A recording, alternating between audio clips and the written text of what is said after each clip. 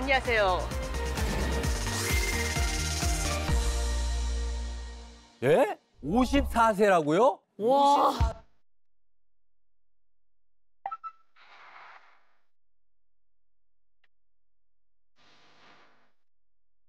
복근을 만드시. 아니, 여성이 저렇게 볶음 만들기 진짜 더 어렵거든요.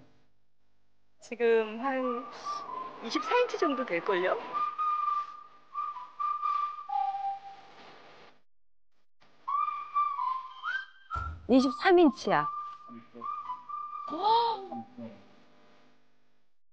예전에 제가 허리가 30인치까지 나갔었어요. 아, 저렇게 살이 쪘었었구나. 33세 콜센터를 들어왔어요. 근데 이제 콜센터 특성상 움직임이 거의 없거든요. 그래서 해마다 다르게 계속 찌더라고요. 그러니까 허리 둘레가 점점 늘어나면서 제일 많이 걸렸던 거는 방광염하고요. 역류성 식도염이었어요. 계속 앉아있고 하니까. 앉아있고 화장실 자주 안 가시니까. 이제 어느 날 자고 일어났는데 허리가 안 움직여요. 뭐라 말을 못하게 너무 아팠었어요. 이제 척추 측만증이 생겼어요. 아, 진짜 휜 게 눈으로 보여요. 와. 가장 충격적이었던 건 공복 혈당이 120이 나왔어요. 이제는 정말 나도 뭔가 관리가 필요하구나라고 생각을 했어요. 그래서 그때부터 식단하고 운동을 하게 되었답니다. 1년 동안 15kg를 뺐고요. 현재 45kg로 6년째 유지 중입니다. 이야, 6년째. 유지어터야.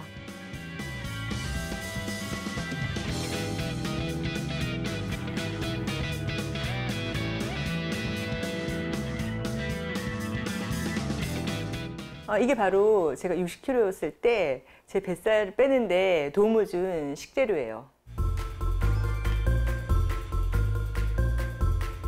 처음에는 다이어트 좋다고 해서 생으로 먹었는데요. 저는 소화가 잘 안 되더라고요. 그때부터 쪄먹기 시작했는데요. 배불리 먹어도 살도 빠지고 그리고 속도 편해요. 사실 양배추는 뭐 위에 좋은 건 다 아시잖아요. 그래서 비타민 U가 좀 풍부하고요. 그래서 그런지 뭐 타임지에서는 3대 장수 식품 중에 하나로 양배추를 꼽았죠. 우리가 양배추를 찌게 되면은 어떤 효과가 있냐면은 사실 포만감도 많이 늘리게 되고요. 그만큼 장에 독소를 배출하는데 굉장히 용이하죠. 그래서 비만이나 아니면 체중 관리에도 굉장히 좋은 식품이 바로 양배추고요. 쪄서 먹는 게 더 좋다고 저는 생각을 합니다. 오호. 양배추 속에는 베타카로틴이라는 영양소가 되게 풍부합니다. 이 양배추 속에 있는 베타카로틴은 쪄서 먹게 되면은 우리 몸속에 흡수율이 훨씬 더 증가하게 됩니다.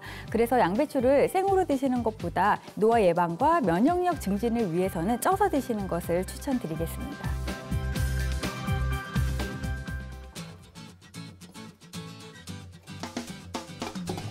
이거 쌀뜨물이에요. 이거 양배추 찔 때 넣으면은 본인의 단맛이 훨씬 더 올라와요.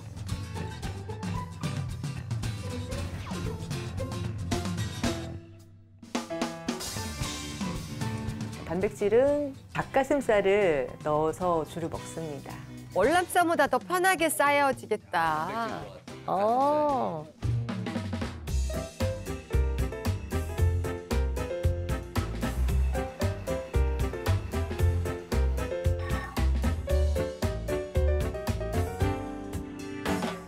사과와 찐 양배추의 조합은요. 우선 첫 번째는 혈액 청소에 도움이 됩니다. 이 양배추에는 식이섬유가 풍부하기 때문에 이 혈액 속에 있는 지방을 배출해 주는 데 도움이 되고요. 또 사과 속에 풍부한 팩틴은 콜레스테롤을 분해해서 배출하는 데 도움을 줄 수가 있습니다. 단 조심해야 될 사람이 있어요. 그 양배추에 있는 고이트로겐이라는 성분이 있는데 이게 갑상선의 합성을 좀 저해할 수 있습니다. 그래서 갑상선 질환이 있는 분들은 좀 조심하시는 게 좋고요. 그다음 식이섬유가 풍부하잖아요. 이런 분들은 장이 좀 안 좋은 분들, 내가 항상 속이 더부룩하거나 늘 뭔가 좀 가스 차는 분들은 조금은 좀 적게 드시는 게 좋을 것 같네요.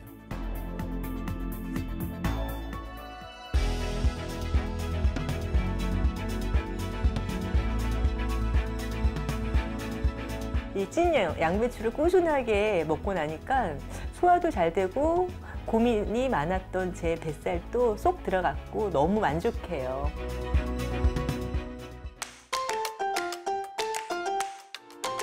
저 지금 허벅지 운동하고 있는데요. 가만히 계셨는데?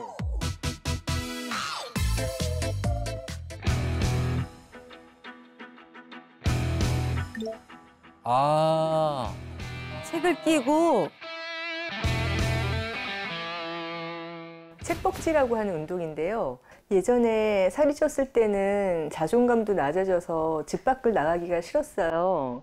간단하고 집에서도 언제든지 할 수 있고 해서 시작하게 됐습니다. 지금 이 책이 한 5cm 정도 되거든요. 이 정도 두께가 힘주는데 제일 편한 그런 두께예요. 이때 발 모양은 뒤꿈치를 붙여서 V자가 되도록 해주세요. 그렇게 하면 허벅지 안쪽 근육이 더 자극이 되는 느낌이 들거든요.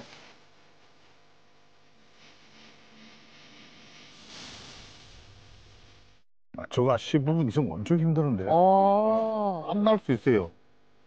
처음부터 너무 두꺼운 두께로 하면은 힘들어서 지쳐서 못해요. 얇은 책으로 시작해서 점점점 더 두꺼운 책으로 하면 좋을 것 같아요. 어허. 식단과 운동을 병행했더니 혈당이 정상으로 돌아왔어요. 혈당이 정상으로 돌아왔대. 88이에요. 그래서 그런지 근육도 탄탄하게 자리 잡은 것 같고요. 복근도 아직도 유지 중에 있어요. 노력해서 살을 뺀 만큼 이 모습대로 건강하게 오래오래 살고 싶어요. 아까 또 안하진 씨가 그 살 빼려고 책을 사이에 이렇게 무릎과 무릎 사이에 끼워놨잖아요. 이런 것도 운동 효과가 있는 걸까요? 이거 확실히 도움이 됩니다. 이 허벅지 사이에 책을 끼고 이렇게 힘을 주게 되면 이 허벅지 자체에 굉장히 힘이 많이 들어가는 걸 느낄 수 있는데요. 특히 이 골반에서 이 허벅지 안쪽으로 연결되는 이 내전근이라고 하는 게 발달을 하게 됩니다. 그래서 이 내전근이 발달을 하게 되면 또 그에 따라서 그 혈액순환이라든지 또 림프순환 같은 것들이 좋아지게 되고요. 또 이 복부랑 또 골반에 있는 이런 지방을 태우는데도 확실히 도움이 많이 됩니다. 보통 이렇게 살을 뺀다면은 우리가 유산소성 운동을 해야 되는데 네. 아까 안하진 씨 같은 경우는 근력 운동밖에 안 했거든요. 근데 근력 운동만 하더라도 이게 체중이 감량이 되는 겁니까? 네, 근력 운동만으로도 살이 빠질 수 있습니다. 원래 이제 근육은 쉽게 포도당이 들어가지 못합니다. 그러니까 가벼운 운동 가지고는. 근데 좀 버티는 자세나 꾸준한 운동에서 중강도 이상의 운동을 하게 되면 포도당을 에너지로 근육이 많이 쓰게 되니까 상대적으로 혈당 조절도 사실 되고 기초 대사량도 증가하게 되기 때문에 지방으로 쌓일 확률이 훨씬 줄어든다는 얘기거든요. 꾸준한 근력 운동은 아주 도움이 될 수 있습니다. 이게 이제 운동하는 목적이 무엇이냐에 따라서 조금 달라질 수 있습니다. 체중 감량이 주 목적이라고 하면 유산소 운동을 더 많이 하는 것이 좋죠. 보통 유산소 운동을 8이라고 하면 근력 운동을 2 정도로 유산소 운동을 하는 것이 체중 감량에는 확실히 도움이 됩니다.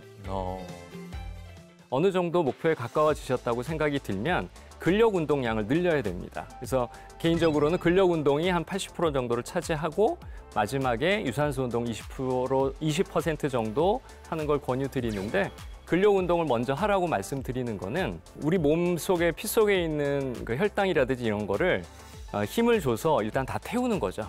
그리고 그다음에 유산소 운동을 하게 되면 그 몸속에 있는 에너지가 없기 때문에 바로 지방을 태울 수 있는 그런 상태가 되는 겁니다. 그래서 급격한 체중 감량을 위해서라면 유산소 운동을 먼저 많이 하시고 어느 정도 유지가 된다고 생각이 들면 그다음부터는 근육량을 늘려서 유지할 수 있도록 하는 것이 필요하겠습니다.